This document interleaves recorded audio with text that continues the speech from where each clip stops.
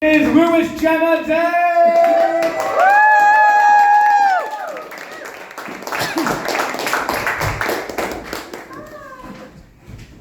Hello! What, Lewis number 3? Where's the bird? Where are all Lewis? So, hi, yeah, I'm Gemma. I'm at an age now that I've stopped telling people my real age. It's just to say telling people, but to give you a rough ballpark, I'm on the cusp of like late young and early old. And as such, I've had to up my makeup game to sort of blend things out a bit. So I started buying and wearing a lot more makeup. I mean, I already wore quite a lot of stuff. But see, the thing these days is there's so much makeup about. When I started, I literally got a book from the school library that was printed in the 80s. It was out of date, I'm not that old.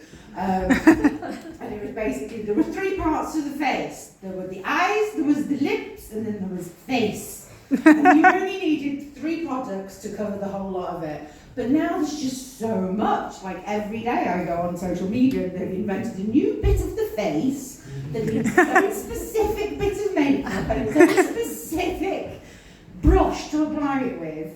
And it just keeps adding up and adding up and adding up. Like, I never thought I'd get to the point in life where the contents of my makeup bag cost more than my PlayStation. It's a 4, don't get too excited. I'm not quite there yet. But yeah, it's because they keep adding new bits of the face, and we're going to run out of bits of the face eventually. It's only a matter of time before they come for the ears. I'm all the way back and going, Rihanna, we need your new low mattifying, highlighting, spray gel setting cream, please. We need it because our homes are just so ugly. But I do, I buy into all this, I buy all the little things because I am weak, and also because I am a consumerist and the little boxes of happiness make me happy. But the one thing I haven't gone in for yet is there's a lot of new cosmetic surgeries about. Again, olden days it was basically boobs, face, that's all you could have. Now there's like 1,000 different things, and the big one from a couple of years ago was the BBL, the Brazilian butt lift, where basically they suck fat out of all the bits that you don't want it, gather it all up, shove it in your bum. Which I can kind of see the appeal of that, because as women, when we do a big tidy, we always end up with stuff that we don't really want, but we don't really want to throw it away. We want to kind of like keep it in case it's useful for something in later life. So essentially Nicki Minaj is just walking around with like a kitchen cupboard of goo ramekins. That is what it is. And then the other one that's big at the moment is buccal fat removal. Now, if you don't know what buccal fat removal is, it's where they take some little 22-year-old baby cheeks and take out the portion of fat that gives you cheeks. So that you're all and sort of cheekbony and supermodelly, and it looks great on like 20-year-olds. They look very sophisticated, very cheekbony. It's the look. But without it, it's terribly aging. So at 20, they might look like 27. By 30, they'll look 70. By 40, they'll look like a haunting. You're going to have to announce yourself before you go into rooms, or everything just be like, ooh, sorry, Lucy, didn't see you there. Ooh, you're looking well. But I'm talking like all these things are new. They're not. Ridiculous body standards are a tale as old as time. When I was young, it was heroin chic. Which let's just let that settle for a minute. Let's think about that. Heroin chic. We were told, or I was told as a teenager, that I needed to look so skinny. I needed to look like a sexy smackhead. So they're going, oh, look at me, I'm so skinny, I can't afford food because I've spent it all on my crippling drug addiction. And I'm banned from the food bank because I keep robbing all the tin foil. But I'm wearing a £300 t-shirt. Sexy! Yeah, it's fucked up, man. But they're trying to bring it back in. and we can know they're trying to bring it back in because the barometer of bullshit body standards, the Kardashians, are telling us that it's coming back in. Kim, who previously had everything inflated, is now being deflated, which means it's only a matter of time before Kylie comes along with her makeup tutorial on how to get those collapsed veins and feeling aesthetic for poverty. But yeah, and then so that's shit, and they're bringing it back because they do.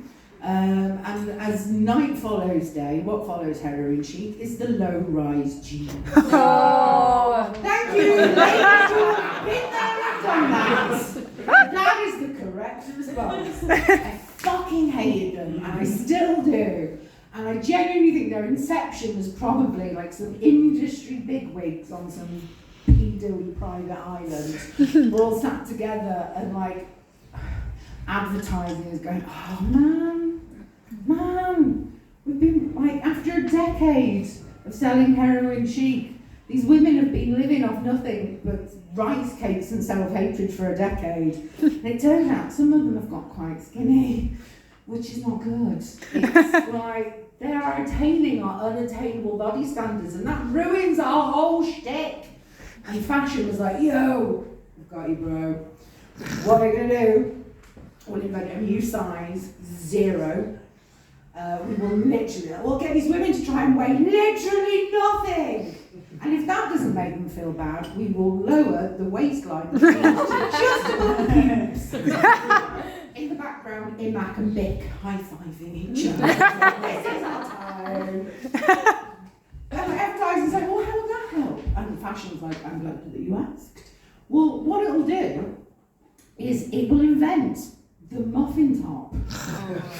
A complex no women had before will invent it. And then even the really skinny ones who look really good will have to remain bolt upright. If they bend forwards or sideways or backwards, they will roll out of it because they are made of human flesh, which is squishy. You will literally need the body fat percentage of an ironing board to feel good about selling these things. And advertising's like, Dave's right, also bring them on. So they bring them on. I went through it, I did it, we did it. They told us to do it, we did it. And not only do you have to be super, super, super, super thin, but even if you are, if you sit down, they become physical torture. You get, the denim waistband goes all across your organs here. I don't know which ones they are, I don't know science. But they're quite important and they're quite painful when they are hiked up, carotid up under yourself, while simultaneously flashing your arse to the entire world.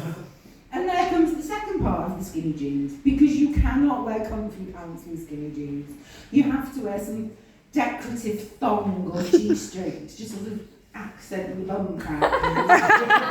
And they're using some hideous nylon lace, or if it's a really classy night out, maybe some diamante. But they just go right up here, like right up here, everything. They are not designed for human lady parts, but you have to wear them with the skinny jeans, which is why I genuinely think, I don't know, they're just, if you're shopping online or in real life in 3D and you see a model in a pair of low-rise jeans and you go, that's cute, she looks cute, that's cute, I could look cute in that. You will not look cute in that.